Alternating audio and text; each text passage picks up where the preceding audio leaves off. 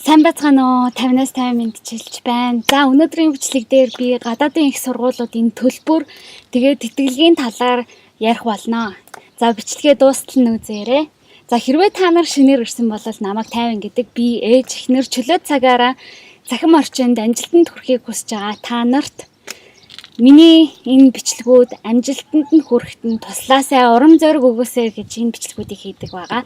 Хэрвээ та нар миний сувгийг захиалаагүй байгаа бол яг одоо subscribe улаан товчийг дараад захиалаарай. За тэгээд тэрнийхээ хажуугаар энэ хонхныхын товчийг бас асаагаад миний дараагийн бичлэгийг бас аваарай. Өдөр болгон та нар гоё урам зоригтой бичлэг мэдээлэл аваад өөрсдийнхөө тавьсан зорилготой хүрнэ гэж би найдаж байна. За тэгээд та нар одоо харж байгаа би гадаа цуслан дээр байна. Өнөөдөр сайхан өдөр байна. Бас тэгтээ нэлээд халуун. Тэм учраас одоо шууд бичлэг рүү орё. Хамгийн гол нь миний ярих гэж байгаа нэг зүйл юу гэхээр би энэ нэг охинд уцаар зөвлөгөө өгж байхдаа ярьсан юм а. Тэгээд зөвхөн бит хоёрын дунд болоод өнгөрөхөд бас жоох харамсалтай. Учираас би та нарт хуваалцаж байна. Яагаад вэ гэхээр би та нарыг амжилтанд хүрээсэй гэж бодож байна. Гадаадд их дээд сургуулиуд сурах гэж байгаа бол одоо та нар одоо их сургуулиудыг хайж явж үзэж байгаа бол зөвхөн Америк, Англи, Австрали гэхгүйгээр те бусад өөр орнуудыг бас сонирхож үзээсэй гэж хүсэж байна. Яагаад вэ гэхээр тэдний хувьд төлбөрийн хувьд хамаагүй уян хатан бас тэтгэлийн хувьд илүү сонголттой байдаг. Би санаж байна. Компанид ажил хийжсэн чинь нэг дадлага ажиллаар ирсэн нэг 10 жилийн хүүхдийг чи ирээдүйд одоо ингэ би гадаад худалдааны менежерээр ажиллаж ирсэн л да гадаад худалдаа хариуцаад тэгээд тэр хүүхдээс чи ирээдүйд ер нь ямар зорилготой юм одоо хаашаа хаан сурах зорилготой байгаа юм бэ гэсэн чинь би 3А-гийн нэгэнд л явна. Тэр нь юу юм гэсэн чинь Америк, Австрали тэгээд Англи гэд. Англиэр ярьдаг энэ 3 улс гин.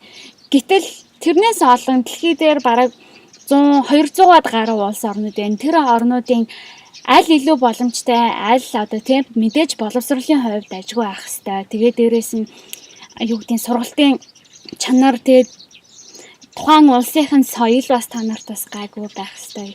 Өөр тухайн сургуулийн чанар нь ямар юм гэдгийг. Тэгэхээр Америкийн би энэ охинд уцаар ярьж байхдаа бол зөвхөн Америкийн талаар ярьсан. Гэхдээ энэ бичлэг рүү одоо оръё. Өртгөө. Юу гэсэн үг вэ?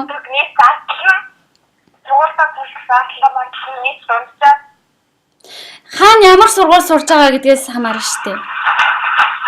Тийм. Одоо би Айнштайн хүүхдүүд ингээд алаа авах сэтгэлээ хамрах чинь тийм. За. Тэгээд сэтгэлээрээ тулах гэхээр нөгөө нэг бас тусдaalдаг байх хэрэгтэй тийм. Одоо чаатах бас. Тийм. Онгоцны атлас гадар. Тийм. Одоо зөндөө за ерөнхийдөө бол заяа жилийн төлбөр гадаадд за би одоо Америкийг бол яг сайн мэдэж байна. Гэхдээ бус газрыг бол сайн мэдэхгүй байна. Одоо за хамгийн багадаа нэг 15,000 жилийн 15,000 доллар гэж бодъё заяа. Ер нь бол нэг жижигхэн сургууль эсвэл community college ч юм уу те нэг юм коллежийн хувьд бол жилдээ тэгээд тэрнээс дээшгээ ер нь бол дунджаар $40,000 арай жоохон нэр хүндтэй сургууль бол жилийн $40,000 гэдэг ч юм уу те тэгэж байдаг байхгүй. Тэгээд бүр өшөө дээшгээ нөгөө дэлхийн мундаг шилдэг сургуулиуд болох юм бол жилийн $98,000 гэдэг ч юм уу бүр тэгээд тэнгэр таадсан үнэтэй болно л та. Нэг 98,000 төгрөг бол те яхаа юм те. Юу хөө тэр чинь зөвхөн нэг жилийн төлбөрийг ярьж штэ. Зөвхөн нэг жил. Тэгэхээр 15 хамгийн багадаа $15,000 гэхээр чи 4 Монголоос болов? Монголоор эдгээр. За $15,000 гэдэг чинь бараг нэг 45 сая юм да. За би бодъё да тооны машинаар. Хамгийн багадаа тийм нэг 45 сая хавцаа бага хахад жилийн. Тэгэхээр чи бас айлцын оног өгсөн ч гэсэн яагаад вэ гэхээр хараа тэтгэлэг авнаа гэдэг чинь заяа бас өөрөө айгүй тийм том юу аахгүй юу бас нэг том ажил гэд бодчих заяа. Чи одоо айлцтай тэтгэлэг авахын тулд нэгдүгээр дүн хэрэгтэй, айлцын оноо хэрэгтэй. Тэгээд дээрэс нь чиний нийгмийн идэв хэрэгтэй. Одоо ямар оролцоотой, ямар мөрөөдөлтэй, эн чи өөрөө ямар хүн бэ гэдгийг харуулж ийж тийм сайн дурын ажил байсан ч болно. Эсвэл бол би бол хамгийн анх одоо source-ийн сангийн тэтгэлгийг авч яхад бол надад бол сайн дурын ажил гэж байгаагүй. Яагаад гэвэл би гэртээ дүүнэрээ хараад бэждэг байсан учраас надад бол угаасаа тийм үзүүлээд байх юм байгаагүй. Гэхдээ би нөгөө дүнгээрээ олимпиад энтерт бас оролцдог байсан. Яг нэг ганц хоёр тийм олимпиадад оролцсон тийм одоо юм байсан байхгүй юу. Тэгэхээр чамд ямар боломж вэ? Юу вэ гэдгийг чи яаж олох вэ? Хаанаас яаж хариулах вэ? Одоо энэ сайн дурын ажлыг олохыг гэвэл сонирхлоороо наад зах нь зөндөө юмнууд байна. Amnesty International Монгол байна. Эсвэл бол нэгдсэн үндэсний байгууллагын нөгөө залуучуудын UN volunteer гэдээ бас байна. Тийм. Одоо нөгөө миний одоо за тэгээд бас миний нөгөө сурах солилцоогоор явсан Why of you гэмээр тэнд бас сурах солилцооны тэтгэлгүүд бас байдаг. Гэхдээ тэн дээр бас давхар волонтер хийж болдог байхгүй юу? Тэгэхээр ярилцлагыг та нар сонслоо. Тэгэхээр за яг зөвхөн Америкийн хувьд гэхээр ерөнхийдөө бол дунджаар $15,000 гэж бодчих. Гэтэл Герман, Европын зарим орнуудад одоо жишээлбэл Германд бол сургалтын төлбөр болвол ерөнхийдөө тухайн улиралдаа нэг бичиг цаасны нэг физ буюу тийм бичиг цаасны нэг 200-300 евро байдаг ч юм уу тийм. Тэгэхээр тэрийг харьцуулаад үзэлтэй. За улиралдаа хэдийгээр тийм байлаа гэхэд нэг жилдээ нэг магадгүй 1000 евро л болох юм уу тийм. Тэгэхээр чин та нар англи хэл одоо сурж байгаа ч гэсэн магадгүй герман руу явбал илүү боломжтой байх ч юм билүү. Зарим германы сургуулиуд бас англи хэлээр заадаг. Тэгэхээр та нар Европын орнуудыг бас сонирхоод үз тэр сургуулиудаа эсвэл бол Тайван, Тайланд тэр одоо өөр энэ Филиппин тэр бусад одоо Сингапур ч юм уу тэдний сургуулиуд бас ямар ах нь магадгүй Америкт одоо эсвэл бол Европт илүү нэр хүндтэй их сургуулиудтай хамтран ажилладаг байсан ч болно.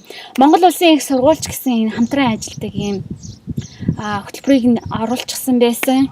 Тэгээд санхүү эдийн засгийн их сургуулийнхаа бас ийм сургууль хөтөлбөртэй байдаг юм билээ. Тэд нэр 2 дээр нэмэх нь 2 ч илүү, 3 дээр нэмэх нь 1 гэд 1 дээр нэмэх нь 3 ч илүү. Тэр нь юу вэ гэхээр тухайн сургуульдаа яг Монголд тэр сургуульдаа 2 жил сураад тэгээд гадаадын тэр 2 жилдээ 2 жил сурах боломжтой ч юм уу нэг тиймэрхүү юм билээ. Хамгийн гол нь та нар өөрсдөө судал ямар их сургуульд явмаар байгаа, өөр ямар боломжууд байна гэдгийг хайж ол зөвхөн одоо Америк, Австрал юу гэдгийг Англи гээд Канада гэдэг ч юм уу ийм богинохон одоо юу гэдгийг суугаар одоо ийм нарийнхан суугаар хаагаад ахаар чинь өөрийнхөө тэр хайлтын суугийг бас жоохон өргөжүүлээд одоо магадгүй салбар мэрэгчлэрээ явдаг ч юм уу. Жишээлбэл ангаахын зарим сургуулиуд гэх юм бол Кубт ангаахын чиглэлийн зарим сургууль мундаг алдар нэр хүндтэй байдаг гэж сонссон. Өөр ямар сургуулиуд хаана ямар хэр илүү сайн байдгийг одоо би сайн мэдэхгүй байна. Та нар өөрсдийнхөө сургаж байгаа чиглэлээр аль улс орнууд хаана илүү сайн байдгийг нь хайж сурж болох юм шүү. За тэгээд миний зөвлөгөөд таалагдж байгаа бол лайк. Тэгээд өөрийнхөө асуумаар байгаа асуултуудыг доор сэтгэлээр бичээрэй. Би өөрийнхөө бичлэгүүдийг монголоор Tavnas гэдэг суваг дээр хийдэг. Тэгээд англиар Tavin Saving гэдэг сувгаар зөвхөн англи хэлээр ярьж хийдэг байгаа. Тэгээд миний Instagram хаягуудаар та нар фоллоу хийгээд ярьж одоо өөрийнхөө хувийн асуултуудыг асууж болно. Тэгээд би та нарт яагаад энийг хэлж байгаа юм бэ гэхээр та нар зарим хүмүүс ингэ тантай яаж холбогдох юм бэ? Би яаж холбогдож болох вэ? Би Instagram дээр илүү одоо мессеж зурсуудаа илүү сайн шалгадаг. Сэтгэлийг бол би энийг сэтгэл бүрийг уншдаг учраас та нар бол сэтгэлээ бас доор бичээрэй. Өнөөдрийн сэтгэлийг би ингэ сонгож авлаа.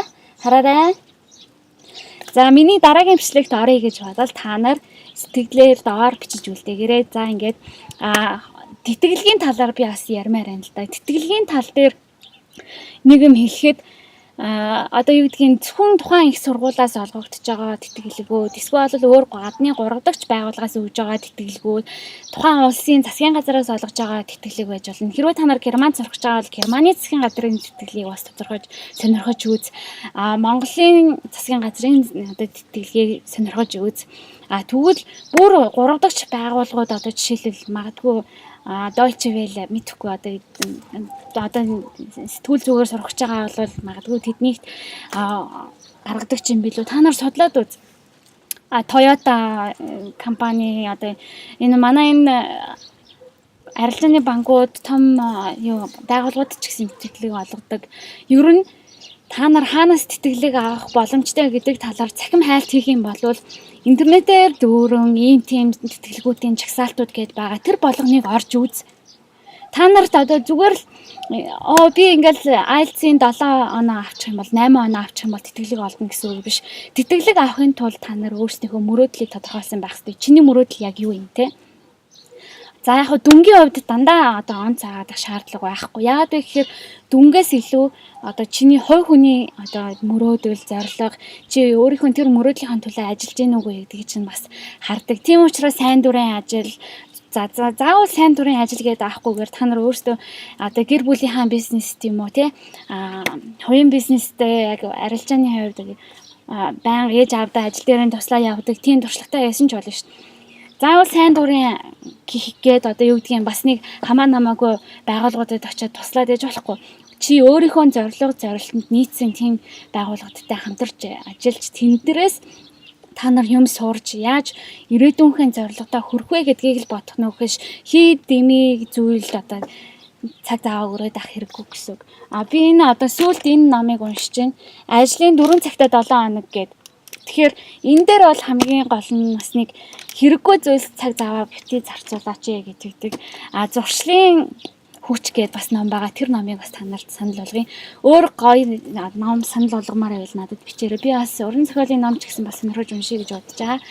За ямар ч байсан миний зөвлөгөөнд хамаарт таалагдсан гэж бодож байна. Хамгийн гол нь та нар өөрсдийнхөө одоо сурах гэж байгаа их сургууль тэр тэтгэлийг тэр бүхнийхээ төлөө өөрсдөө хайлтаа хийж явах хэрэгтэй юм шүү. За тэгээд амжилт хүсье, тайван амьдралыг Монголдо дараа уулзлаа баяртай. Миний сувгийг subscribe улаан тавчийг дараад захиалаарай. Тэгээд захиалсныхаа дараа хонхын тавчийг бас асааж дараагийн бичлэг ороход нь мэдэгдэл аваарай. Баярлалаа.